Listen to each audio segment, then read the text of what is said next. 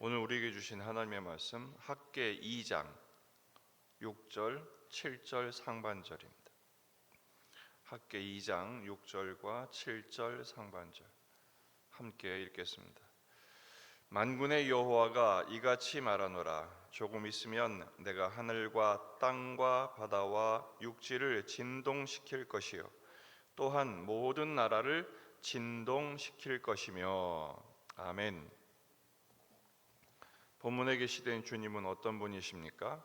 세상을 진동시키시는 하나님이십니다. 하나님의 성전 건축을 다시 시작하라라고 말씀하셨지만 이스라엘 백성들은 아직은 때가 아니라 하면서 십수년을 멈춰왔습니다. 하나님께서 내 집은 황폐하였거늘 너희 집은 판벽한 집을 만들고 거기에 은둔하는 것이 정당하냐 물으시죠. 그리고 다시 학개를 통해서 성전을 건축하도록 독려하시고 굳세게 마음을 굳세게 하여 다시 일할 것을 말씀하십니다. 하지만 산에 올라가서 나무로 지은 성전이 어찌 솔로몬의 성전만큼 되겠습니까? 그것 때문에 낙심한 백성들에게 하나님이 다시 권고하시지요. 내가 너희와 함께 있다, 그렇게 말씀하십니다. 그러면서 조금 있으면 이 모든 것이 회복될 것에 대하여 말씀하세요. 6절에 만군의 여호와가 이같이 말하노라. 조금 있으면, 조금 있으면, 원문을 직역하면 그러나 한 번 더 오래지 않으리라, 이런 뜻입니다. 오래지 않아서 곧 다가올 미래에 반드시 이렇게 될 것이다 라고 말씀하세요. 그 반드시 다가올 미래에 일어날 일이 무엇인가? 첫째는 진동시키신다고 말씀하십니다. 조금 있으면 내가 하늘과 땅과 바다와 육지를 진동시킬 것이요 또한 모든 나라를 진동시킬 것이다, 이렇게 말씀하시죠. 이 진동시킨다라는 말은 원래 하나님이 임재하실 때 나타나는 현상들입니다. 하나님이 시내산에 나타나셨을 때 온 산이 진동하고 모든 세상이 흔들렸죠. 하나님의 하나님의 임재 앞에서 온 세상이 지진이 일어나듯이 뒤흔들리게 됩니다. 뿐만 아니라 하나님의 심판이 임할 때 진동이 일어납니다. 바로 노아의 홍수가 일어났을 때, 또 하나님이 홍해를 건너게 하실 때, 또 요단강을 건너게 하실 때 세상이 진동하죠. 그리고 바다가 갈라지고 마른 땅이 되게 하십니다. 결국 하나님의 진동하시는 일이 일어나는 때는 언제냐? 견고하여 더 이상 흔들리지 않을 것 같은 이 세상을 뒤흔드시고 하나님의 새로운 임재와 새로운 세상, 새로운 나라를 만드실 때에 나타나는 현상입니다. 오늘 본문을 히브리 기자는 이렇게 인용을 했습니다. 히브리서 12장 26절. 그때는 시내산에 하나님이 임재하실 때를 의미해요.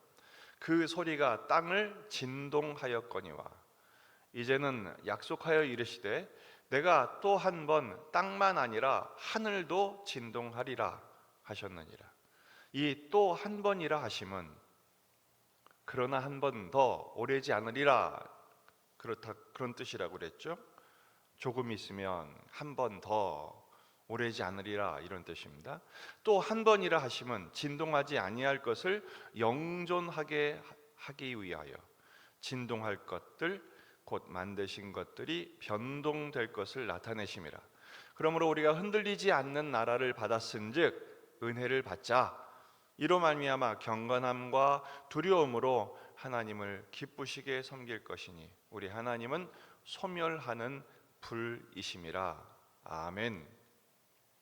하나님께서 또 한 번 진동하시는 이유는 이젠 더 이상 진동하지 않는 나라, 흔들림이 없는 나라를 주시기 위함이라는 것입니다. 그 진동은 이 세상 것을 진멸하시고 하나님의 새로운 창조를 이루실 것을 말씀하시는 거예요. 오늘 말씀의 교훈이 무엇입니까? 세상에 흔들리지 않는 나라는 없다라는 것입니다. 세상은 다 하나님의 진동 앞에서 다 진멸되고 소멸되고 말 것입니다. 하나님은 소멸하는 분이시기 때문에 그렇습니다. 따라서 세상에 소망을 두지 말라는 것입니다. 우리가 세상에 소망을 두고 있다는 증거가 뭡니까? 세상에서 내 뜻대로 되지 않을 때 낙심이 오거든요. 그건 세상에 그만큼 소망을 두었다는 거예요. 세상에 전부를 두지 말고, 물론 우리는 이 세상을 살아가야 하는 존재지만 세상에 전부를 두지 말고 하나님을 소망하라는 것이죠. 낙심하지 말라는 것입니다. 왜냐하면 하나님은 흔들림 없는 영존하시는 하나님의 나라, 하나님의 성전을 우리에게 보여주실 것이기 때문에 그렇습니다. 영존하는 나라, 흔들림이 없는 나라는 무엇일까요? 바로 예수 그리스도의 피로 세운 나라입니다. 십자가의 보혈로 세운 성전을 의미하는 거예요. 히브리서 12장 22절, 그러나 너희가 이른 곳은 시온산과 살아계신 하나님의 도성인 하늘의 예루살렘과 천만 천사와 하늘에 기록된 장자들의 모임과 교회와 만민의 심판자이신 하나님과 및 온전하게 된 의인의 영들과 새 언약의 중보자이신 예수와 및 아벨의 피보다 더 나은 것을 말하는 뿌린 피 예수의 피라, 이렇게 말씀하시죠. 예수의 피로 세운 성전, 지금 이 보잘것없는 성전을 보아라. 그러나 이것 때문에 낙심하지 말아라. 이것이 소중한 것은 예수 피로 세운 하나님의 성전을 곧 보일 것이다 말씀하시는 것. 그럼 예수의 피로 세운 성전이 뭡니까? 헤롯 성전이 아니라 주님이 십자가로 말미암아 당신이 직접 성전 되시고 그 예수를 믿는 우리가 주님의 성전 되게 하신 것이죠.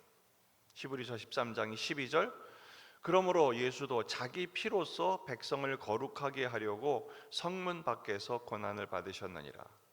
그런즉 우리도 그의 치욕을 짊어지고 영문 밖으로 그에게 나아가자. 십자가로 나아가자.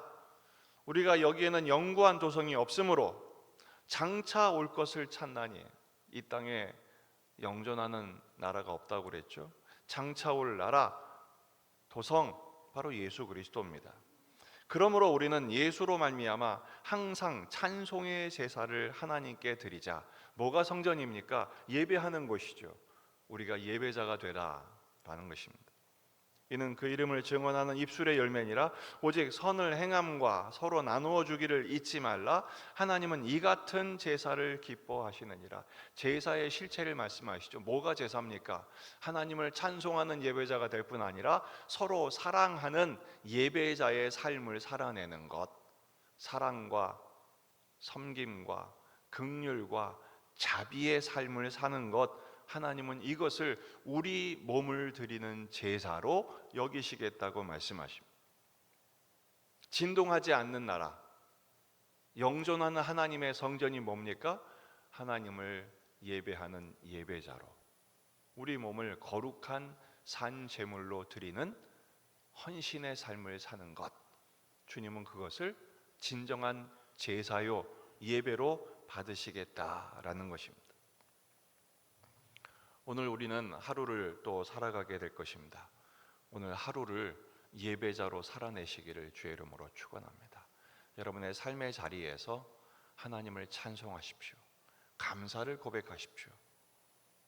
오늘 이 시간 예배하는 것처럼 여러분의 삶이 주님과 동행하는 삶이 될 때 주님은 그 삶을 성전으로 받아 주시겠답니다.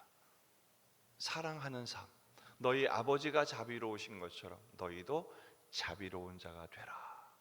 주님의 사랑을 담고 주님의 사랑을 드러내는 예수의 증인으로서의 삶에 승리하는 십자가의 군사들, 거룩한 성전의 삶이 되시기를 주의 이름으로 축원합니다. 기도하시겠습니다. 말씀을 붙들고 우리 자신과 가정과 교회와 지역의 복음화, 민족의 복음화, 세계 복음화를 위하여 새로운 성전 삼으시려고 오늘 우리의 삶을 진동케 하시는 고난의 현장을 잘 감당하는 믿음의 사람이 될 수 있도록 기도하시고, 한우들 군인 아들들 수험생들을 위해서 오기수 권사님은 고비를 넘기셨고 이제 의식을 되찾게 되는 단계에 이르게 되고 있습니다. 계속해서 기도해 주시길 바랍니다. 오늘 수요 예배를 위해서 이번 주일에 있을 주일 예배와 또 동평양노회 연합 재직 세미나를 위해서 또 기도해 주시길 바랍니다. 다 같이 기도하겠습니다.